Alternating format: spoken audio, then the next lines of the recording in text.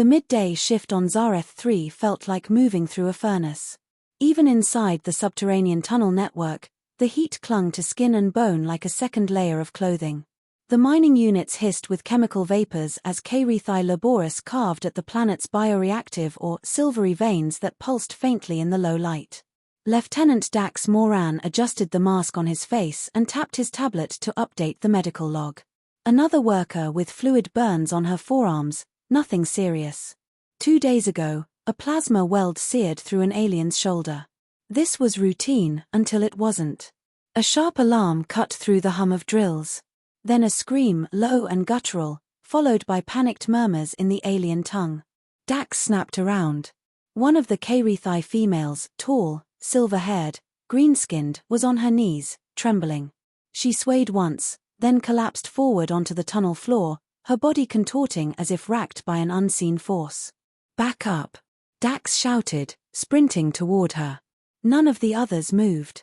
Instead, they averted their eyes, stepping away as if she'd turned into something cursed. Dax slid to her side, checked for injuries. "Vitals?" he asked his scanner. "Pulse, elevated. Internal temp, critical. Lower abdominal swelling." The device beeped in red. Dax's eyes narrowed. "Bioreactive heat syndrome? No, this is different." He reached for her shoulder, but a hard voice stopped him. "Step away, human." Dax looked up. Overseer Trelnak stood rigid in his black uniform, the sigil of authority glowing against his chest. "She's in critical condition," Dax snapped. "I need to get her to the med bay. You will not touch her. This reaction is sacred. She must endure it without interference." "Screw sacred. She can't even breathe." Trelnak's face was unreadable. "You interfere, you violate our customs. You'll be removed." Dax didn't wait for a reply. He slipped his arms under the alien's limp body and hoisted her up. She was taller than most human women, but light. Too light. Gasps followed him down the tunnel. He could feel the overseer's glare burning into his back, but he didn't care. The heat rising from her skin told him everything he needed. She wouldn't survive without help. Inside the med bay, Dax laid her on the examination table. He tapped the control panel and activated sterile mode. Lights adjusted. Air filtered. The room sealed. He knelt beside her. Her breathing was shallow. Sweat lined her temples. Her inner thighs were swollen, flesh shimmering faintly with bioluminescent distress signals only K-Rethi displayed. Her muscles twitched involuntarily, her body convulsing with what looked like pain, but her expression showed restraint, stoicism. She was fighting it. Dax keyed the translator headset. "Can you hear me?" Her eyelids fluttered. "No." "Touch," she rasped, the words broken but understandable. "I'm trying not to," he said gently. "But if I don't relieve the pressure, you could suffer permanent nerve damage. Or worse." "No mate," she whispered. "No bond. Shame." He froze. She thought this was mating related. Of course. He remembered the briefing, rare heat cycle anomalies triggered by environmental toxins. Painful. Taboo. Public humiliation for her species. But medically, treatable. "You're not broken," he said, his voice lower. "You're sick. That's all." She turned her face away. Dax grabbed a cryogel pack, cracked it open, and wrapped it in a cloth. He pressed it gently to her inner thigh. She flinched. "Stay with me," he said. "I'll only go as far as necessary." She nodded, almost imperceptibly. His fingers worked with precision. He didn't see skin or species, he saw inflammation, temperature gradients, muscle spasms. She whimpered once, a sharp intake of breath, but didn't push him away. "I'm applying pressure to reduce the swelling. It might feel intense," he warned. "No." "Shame," she murmured again. He paused. Pain should never be a source of shame. Her eyes met his for a moment. Wide. Liquid. Vulnerable. Then they closed again. 20 minutes later, the worst of the swelling had reduced. Dax injected a stabilizing serum into the soft tissue of her thigh. The bio-reading calmed. "You're okay," he said. "But you need rest. No walking for at least a day." She gave a small nod, then whispered, "Why do you not look away?" He hesitated. "Because if I did, I wouldn't be able to help you." A silence passed between them. No translator, no sensors, just the quiet hum of the med bay. Then a loud chime rang out. The med bay doors slammed open. Overseer Trelnak stormed in, his long fingers curled into fists. "You defied protocol. You violated her body." Dax stood. "I saved her life. You touched her where only a mate may touch." Dax didn't flinch. "Your people hired me to keep them alive, not to watch them die in silence." Trelnak hissed through sharp teeth. "You will answer for this." Dax nodded slowly. "So will you if she doesn't walk again." The alien turned and left with a snarl. The door hissed shut. Back inside the sterile quiet, Dax sat beside the alien once more. Her name flashed on the medical tablet, Syrah. "Do you have anyone?" he asked softly. "Anyone who'll look after you while you recover?" "No," she whispered. "They fear what I became." He exhaled through his nose. "Then I'll stay." She blinked, uncertain. "For now," he added. She closed her eyes again. "You are warm," she murmured. "Different than cold machines." He smiled faintly. "I've been called worse." As she drifted into light sleep, Dax stared at the scanner's slow pulse line. This wasn't just about saving a body.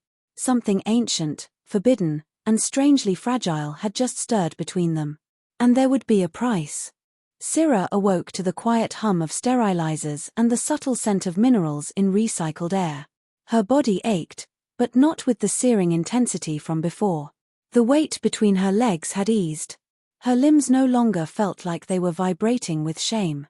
What remained was discomfort of a different kind.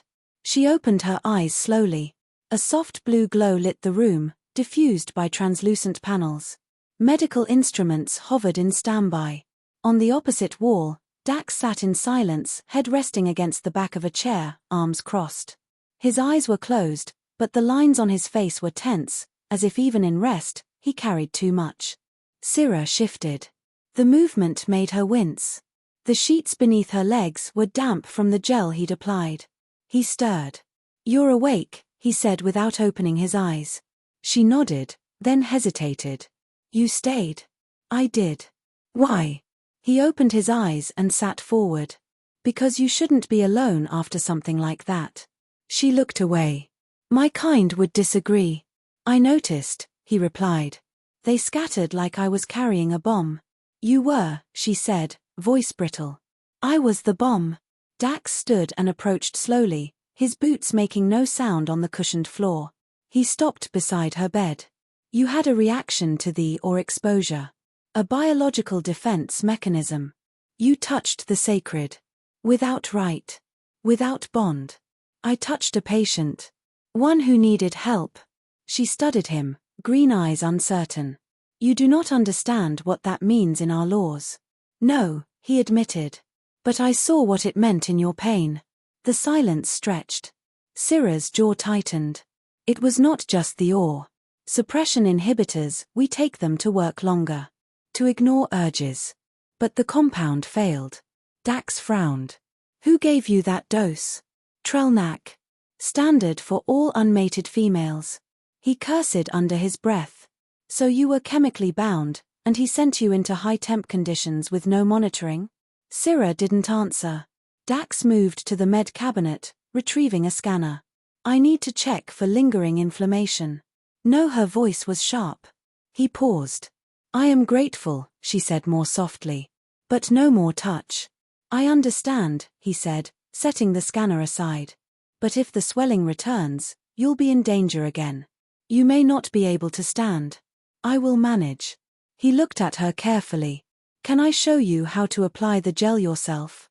In case it comes back." She hesitated. Then gave a tight nod. He retrieved a sealed vial and a cloth. "Keep the gel cool. Apply it at the first sign of heat.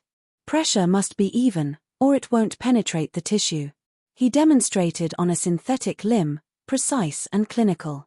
Her eyes followed, absorbing every move. "You handle us like glass." "Not glass," he said. Living things break in stranger ways. She blinked at that. He smiled faintly. I've broken too. Hours passed. Syrah sat up on her own, her strength slowly returning. Dax busied himself with reports, avoiding the subject of what came next. But it hung between them. When the door opened without warning, they both turned. Overseer Trelnak stepped inside, his gaze hard. She is to be transferred, he said coldly. To Isolation Sector 2. She needs rest and supervision, Dax snapped. Not exile. She violated code, whether by fault or failure is irrelevant. She nearly died, Dax growled. That's not failure. That's negligence. Trelnak ignored him. The human is to be removed from this outpost within the solar cycle. The Central Board has been notified. Dax stood taller. I followed medical protocol. You followed your instincts, Trelnak said. And let your human emotions cloud your judgment. Syrah interrupted, her voice steady. He saved me. Without him, I would be broken. The Overseer turned his gaze on her. And now you are marked. None will take you as mate. She lowered her eyes. Dax stepped forward. Then you're punishing her for surviving. Trelnak's face didn't change. There will be consequences. He left, the door closing with a hiss behind him. The room fell still. Syrah sat on the edge of the bed, shoulders stiff. Dax watched her, not knowing if she was holding back tears or rage. I'm sorry, he said finally. She shook her head. You do not owe me apology. Yes, I do, he said. I walked into your culture like it was mine. I thought saving you was enough. I didn't think about what it would cost you. You gave me something I thought I'd never have, she said quietly. What? Choice. He exhaled slowly. She turned to him. In Kerethai law, when one is touched by another during sacred vulnerability, they may choose to claim the bond. Or reject it, and face shame alone. Dax blinked. You mean? I must decide before sunrise. His throat went dry. And if you claim it, you stay. As healer bond. Protected under ritual law. And if you don't, they exile me, she said simply. Dax sank into the chair. That's not a choice. That's a trap. Her eyes softened. It's still mine to make. Outside the med bay, the sun was setting behind the toxic hills of Zareth 3. The sky bled orange and violet. Inside, two beings, one human, one alien, sat in silence, knowing that morning would tear their world in two. And neither knew what the other would choose. The artificial dawn of Zareth 3 filtered through the medbay's light panels, pale, sterile, and devoid of warmth. Syrah stood in silence, her fingers curled tight around the edge of the metallic counter. She'd been awake for hours. Still, her legs trembled faintly beneath her robe. Dax was already there. He hadn't slept. He sat beside a monitor, reviewing Syrah's medical chart, but his eyes weren't moving. They were fixed, unfocused. As if reading something that wasn't written there. She finally broke the silence. You are leaving today. He didn't respond immediately. When he looked up, his face was tired. That's the plan. Syrah turned toward him. You saved me. Now they punish you. I made my choice. He paused, then added, and you haven't made yours. A long breath escaped her lips. No. He waited. No pressure. Just presence. Syrah stepped closer. The robe she wore wasn't standard issue. It was ceremonial, light gray, almost white. It shimmered faintly when she moved. Her people used it only for formal declarations, rituals, or exile. It is law that I speak before the first sun crosses the boundary wall, she said, voice quiet. I name or I reject. He stood. I know. She met his eyes. And if I name you, you cannot undo it. You become healer bond. Tied to me. Dax moved closer. Tell me the truth. Is that what you want? Or just what spares you from shame? Syrah's chin lifted slightly. I have never wanted anything more than to be free. But I am not. Her voice softened. You offered care with no hunger. No demand. Not even kindness, just presence. That was rare. Dax felt something inside him shift, A memory of the battlefield, another life, another time. A comrade in pain, his hands stained with blood, and the helpless feeling of arriving seconds too late. Syrah's voice dragged him back. I did not choose the shame, she said. But I can choose who sees me in it. She reached for the small silver bowl on the tray beside her. Inside was a smooth mineral disc, bioreactive stone etched with alien script. She held it out. If I place this into your hand, you are mine. Dax looked down at the disc. Simple. Cold. But everything it symbolized felt heavier than armor. He looked into her eyes. If I take it, you'll lose more than protection. You'll be tied to me in ways you may regret. I fear being alone more than I fear you. He didn't answer. She placed the disc in his palm. It glowed. Ceremony on Zareth 3 was quiet, almost clinical. No fanfare. No celebration. Just a data log entry and a biometric seal. Dax stood beside Syrah under the observation dome. Trelnak watched from a raised platform, his expression unreadable. The bond is not recognized by Terran command, Trelnak stated. You will be removed from active duty. No reassignment. No appeal. I didn't ask for reassignment, Dax replied. I accepted her decision. The overseer narrowed his eyes. Then you are bound. I am, Dax said without hesitation. A pulse of energy registered from the bond disc on Syrah's wrist and his. The seal took hold. Trelnak stepped down, disgust barely hidden. You've humiliated yourself. Do not expect respect. Dax smiled faintly. I didn't come here for that. Back in the medbay, the last of his belongings packed into a worn black satchel, Dax glanced at Syrah. She sat upright now, her posture more sure, though her body still ached with healing. You know this doesn't mean I expect anything, he said. She turned toward him. You have given me safety. And choice. That is already more than most. He crouched beside her. You don't owe me anything. I know, she said gently. But I still want to give you something. What? She reached out and, for the first time, touched him. Her fingers brushed the side of his face. Not out of obligation. Not for ritual. Just connection. No one has ever seen me like this, she said. I didn't look away, he whispered. No, she agreed, voice low. And I don't want you to.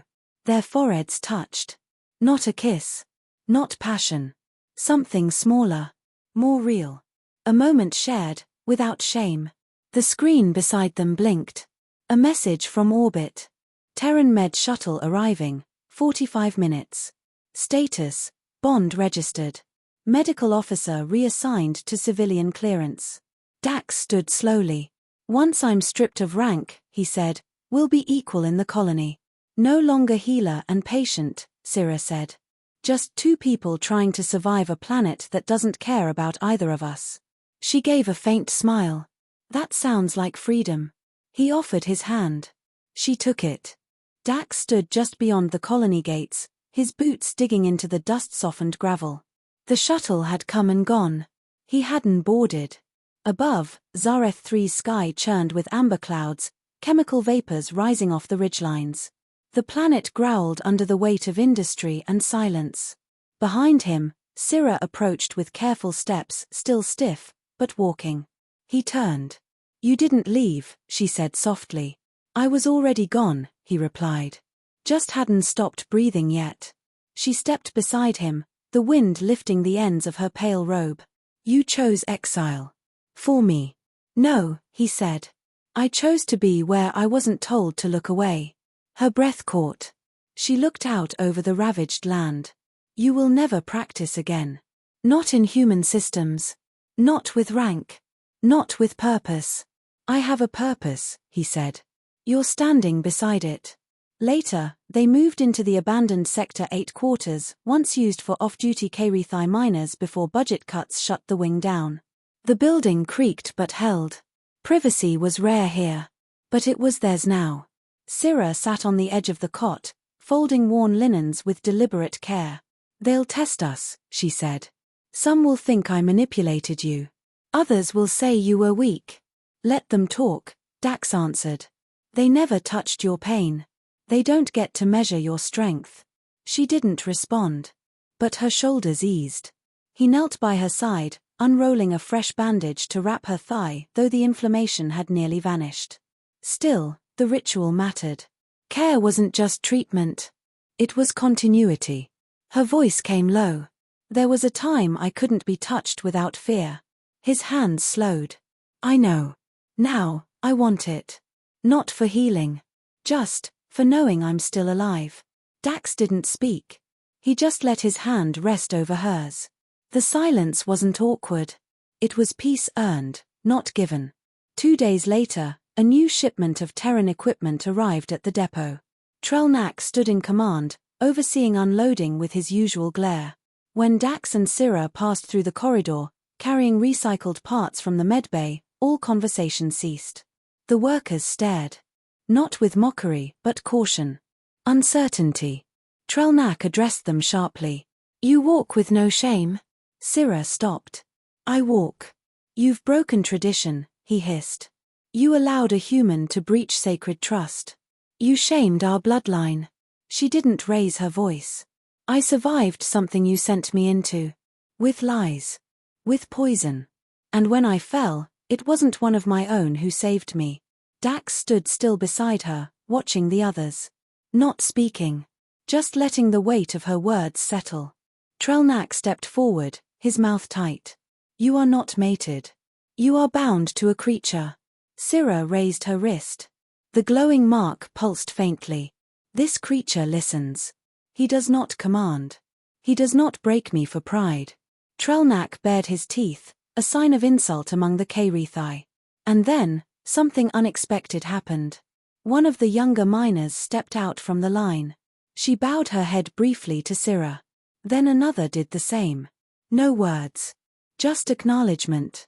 Trelnak turned and walked away, defeated but refusing to show it.